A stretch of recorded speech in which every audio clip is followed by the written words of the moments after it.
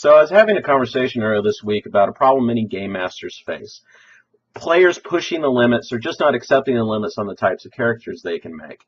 Me and a friend of mine were talking about the possibility of running a hard science fiction LARP game, and given the usual options available to the fantasy boffer crowd, whether players from that group would accept not being able to play certain types of things or just a reskin of certain types of things.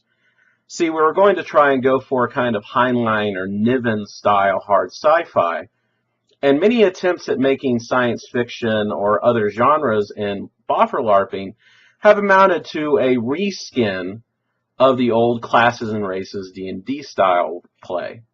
We end up having wizards, except for they're called psychics. You end up having orcs, except for they're called an alien warrior race. You end up with the idea of racial abilities in a place where it doesn't even seem to fit. So, in the face of running a game that would feel more like Earth 2 or Outcasts or Battlestar Galactica, would they accept the fact that they would probably have to play normal humans?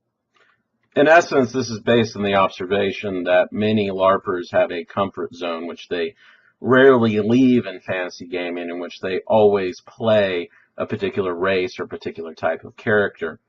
And the concern of whether or not people would accept stepping out of their usual comfort zone and trying to be more novel. My friend eventually convinced me that this is most likely the case as long as it's firmly spelled out. But it made me think, why is this important? I've had similar problems just dealing with new players in my long-running Vampire the Masquerade game, where new character proposals have taken the form of drag queen stripper assassins and giant Middle Eastern biker sword fighters. And sometimes when they were told no, that this game would not allow for that, they left and never came back, often with some choice words for us as they left. Why is this a problem? Why is sometimes explaining to a player that they cannot make just any type of character, or why some things are just not allowed, so hard and so hard to grasp? And more importantly, why is it important to do that? Should we just let them do whatever they want? I think most people can agree that games suffer if they allow just about anything in. But the question is why, and why is it important to hold your ground? And when isn't it? A good friend of mine, Jonathan, gave me this book to read, and I finally got around to it this week. Shared Fantasy by Gary Allen Fine. It was written in the early 80s about the role-playing hobby, and I really do recommend it. But he hits on exactly what is at stake and why firm boundaries and standards are important in the introduction of this book. Because gaming fantasy is based in shared experience, it must be constructed through communication. This communication is possible only when a shared set of references are available and exist for key images, and a clear set of expectations exist for which actions are legitimate. So at the end of the day, role-playing requires a shared fantasy.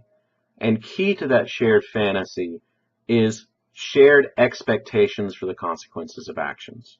And since any character concept in history is ultimately a set of actions and their consequences, it becomes important to have a shared idea of what kind of character is legitimate. It also strikes me that one of the reasons fantasy might be so popular is that there are such low boundaries for entry. You can pretty much make up whatever you want and have it be valid as long as it doesn't involve technology. What this ultimately comes down to is the fact that role-playing is the art of establishing, maintaining, and creating a shared fantasy.